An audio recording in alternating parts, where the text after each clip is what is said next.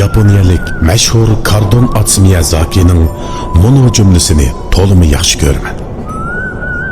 Hayot xuddi qabriga qarab ketayotgan poyezdga o'xshaydi. Biz bu dunyoga apraydi bo'lganmiz, bu poyezdning yo'lovchisimiz. Poyezdda faqat berishning bileti setiladi, qaytib kelishning bileti setilmaydi.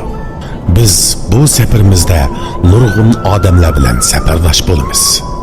Jumladan ota-onamizmi biz bilan safarga chiquvchilardir. Vaqtning o'tishiga ergashib biz bilan safardosh bo'lgan nurg'un yo'lovchilar o'z bekatlarida bir-birlab tushib qolishadi. Bularning ichida bizni so'yadigan, so'ymaydiganlarmi bor. Ulardan vaqtsiz xo'shlashganimizda vujudimizni cheksiz azob qoplaydi. Biroq nima amal deysiz? Biz yanıla safarimizni davomlashtirishimiz kerak. Toki o'z bekitimizga borganga qadar. Shunga bu qisqagina hayot safarimizda bir-birimizni qadrlashimiz, mehr-muhabbat bilan go'zal aslimalarni qoldirishimiz, so'yib, so'yilib yashashimiz kerak.